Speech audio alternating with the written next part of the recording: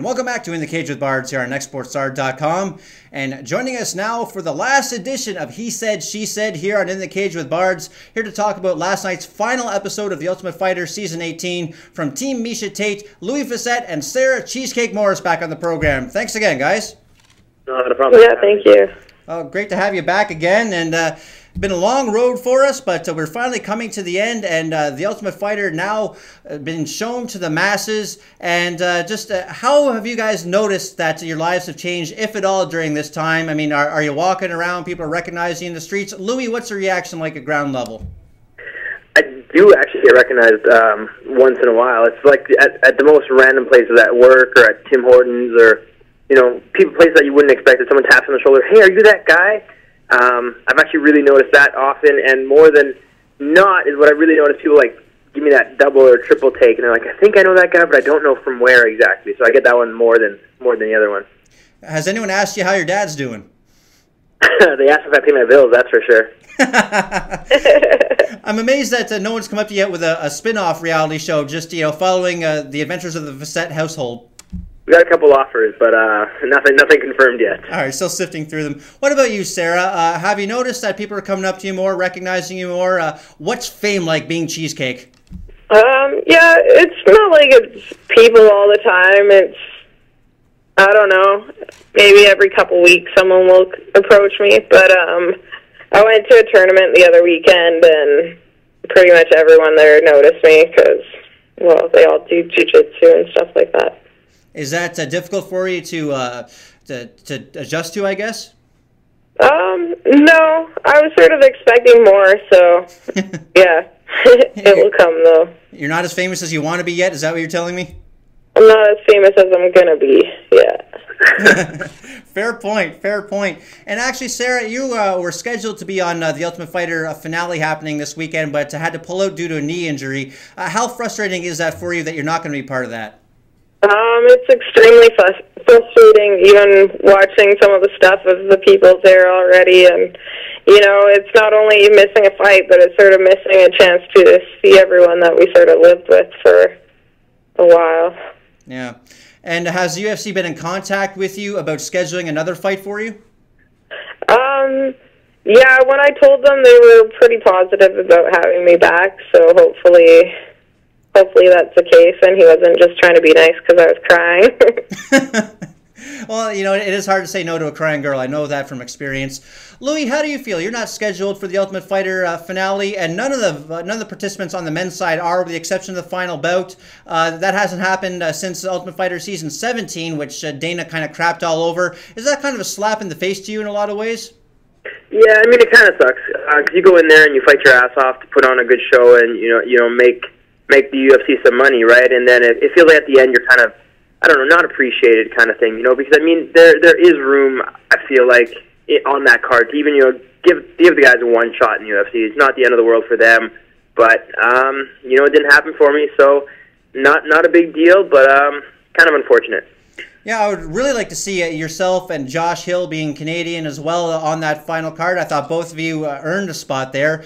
But again, I don't make these kind of decisions. Do you have any other irons in the fire right now? Or are you talking to any other major promotions? I don't really know if I'm allowed to announce anything, but I have been in talks with the World Series of Fighting Canada. It was obviously run by the AFC guys that obviously did run AFC, and I was good friends with them, and they treated me super well. So yeah, I've been talking to them, and we got a couple offers on the table, and it looks like it's going to pan out. Obviously, I can't sign anything or agree to anything 100% until, I guess, Saturday. After that, I think I'm free to go. All right, sounds good. Well, we'll be looking forward to seeing you back in the cage. And we saw Rocky Pennington and Jessica Rakoczy in the cage on this final episode of The Ultimate Fighter. The entire episode really based around that fight. And what were the key factors for you guys going into this fight? There's a lot of people saying that Rakoczy and her lack of size, that was going to be the main factor. Sarah, what did you think? Yeah, like going into the fight, I thought that as well. I thought Raquel would definitely beat her, but it was sort of different fighting without your team there and everything, and she didn't really look like herself, and yeah, shit sort of happens, and she had two fights pretty close to each other. I think she got stitches out the same day that she fought, so it sort of makes it a little more difficult when you have to fight right away and you haven't been able to train and you're worried about your face getting cut open again. Louis, what did you think? There was a lot of focus placed on Rocky's hand injury coming into that one. She did look a little bit frozen, maybe afraid to throw some of those power shots. How did you dissect the fight? Yeah, I think she was just kind of beat up after the war she had with Jessamine, which I think was only like a week prior to fighting Jessica. I think, something like that. You know, her shins were beat up, her feet were beat up, I think her right hand was hurt, and her left hand was not 100% either. She had the stitches just taken out, I think it was the day of, or even the day before her fight. She was worried about that, and I think, you know, Jessica's a great boxer, and I think she just kind of hypnotized her a little bit, and I think Rocky was just a little hesitant, and it really did show. Well, we're going to see Rocky in the finale anyway, taking on Roxanne Modafferi, and Jessica Rakoczy, of course, taking on Juliana Pena in the finals. Is it a consolation, Louis, that one Canadian did make it through to the finals, even if they weren't a member of Team Tate? Not at all. What about you, Cheesecake? Is it good to see some Canadian content in the finals, even if it wasn't one of you guys? Yeah, I guess so. I don't really care. All right, fair enough. Now, Sarah, one thing I wanted to ask you, because I went back and I was watching some clips of earlier in the season, and you know, whenever I introduce you and whenever I hear you say your name, it's always pronounced Sarah Morris. When I hear Miesha Tate say it, she always pronounces it Sarah Moras. Is that just a pronunciation difference on Miesha's part, or is she suggesting that you've got some extra junk in the trunk? Probably both. I don't even know how people pronounce my last name. Like, my whole family says it differently, so it sort of depends why I'm saying my last name for how I'm going to pronounce it. So I don't even really notice it when people mispronounce it or... All right, I wanted to get that clarified just for my own knowledge more than anything else. One other thing that obviously was a running theme throughout the show was the rivalry between Miesha Tate and Ronda Rousey. And Brian Caraway always getting in the mix too, and he said recently in an interview that he thinks that Ronda Rousey lost a lot of fans by her actions on the show. I'm not sure how much I believe that, because while she did kind of show her Diaz side, for lack of a better term, Miesha Tate, you know, and Caraway both seemed a little bit smarmy to me, almost like a Josh Koscheck kind of vibe.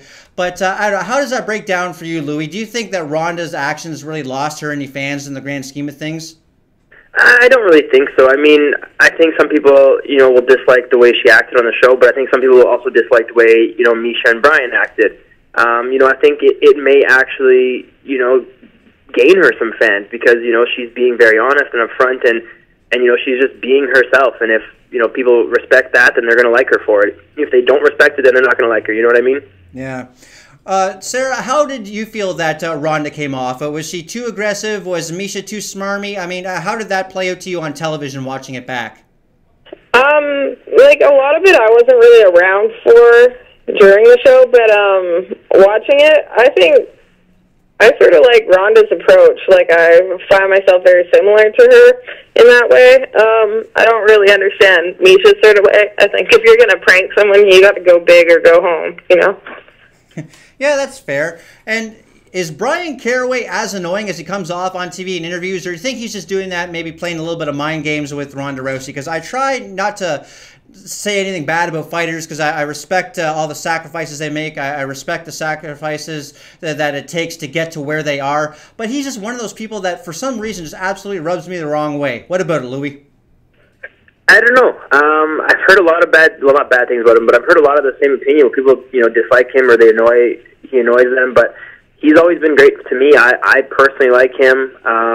I've never had an issue with him, so I don't necessarily know where all that hatred comes from, we could say. But no, I like him. Yeah, I think he's a good guy. I don't know.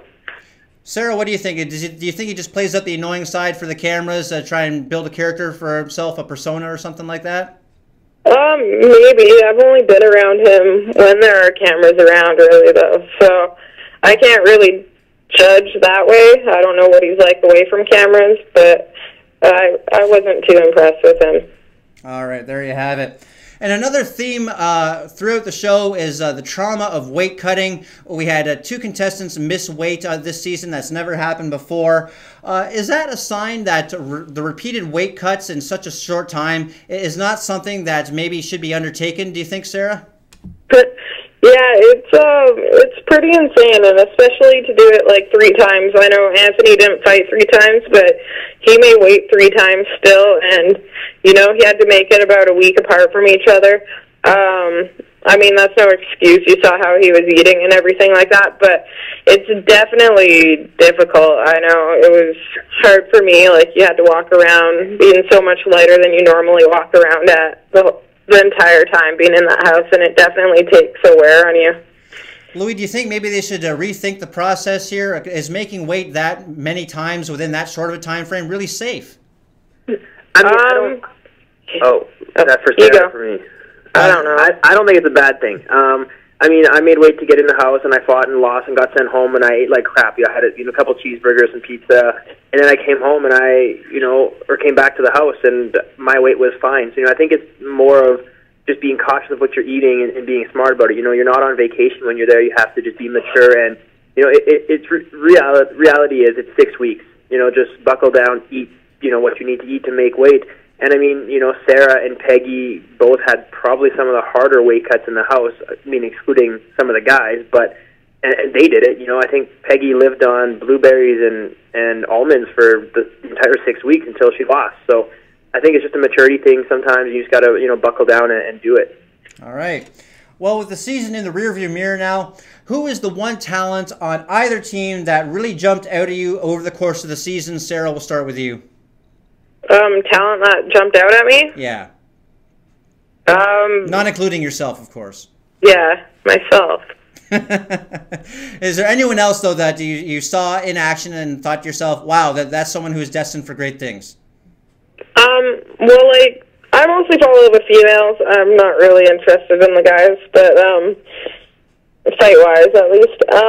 But I mean, I've always liked Shayna. She's always been a great fighter. I don't think she performed to her best abilities on the show, and, I'd love to get a chance to fight her because I think she's just amazing. Cheesecake and the Queen of Spades, that would be a fight worth watching for sure. Louis, who, through your eyes, really struck you as someone that really has a great future in the UFC? Well, it's not going to be in the UFC since he missed weight, but I really think that Cody is super skilled. Unfortunately, he didn't really get to show it, but I think he was one of the guys that I was really, not blown away with, but I was really surprised by how skilled he actually was. I mean, he's been wrestling for a long time and been fighting for a long time, so he was one of the ones on Team Cake that I was really impressed with.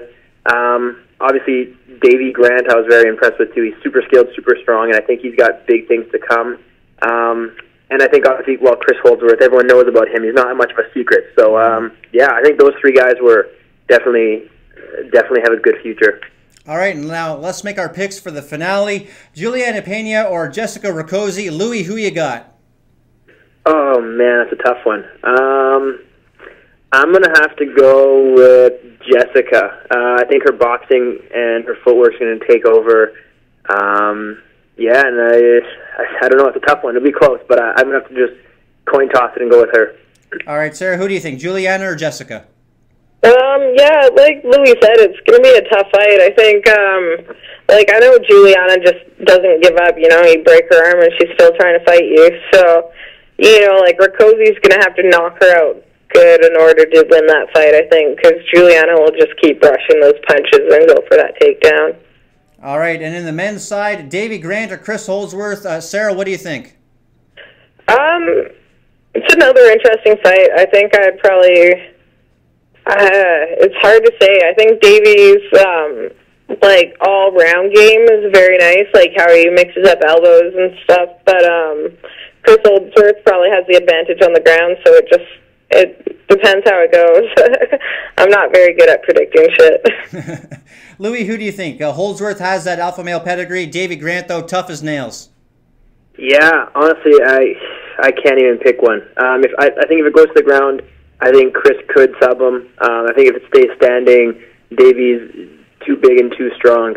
I mean, if this fight would have happened in the house when Chris was, a lot lighter than he is now, I think Davey would have taken it, but Chris has put on some muscle. You can obviously see on his Instagram pictures and stuff. He's put on some muscle. He's quite a bit bigger and thicker now. So I think I'm just looking forward to watch that fight. I think it'd be a really, really good fight.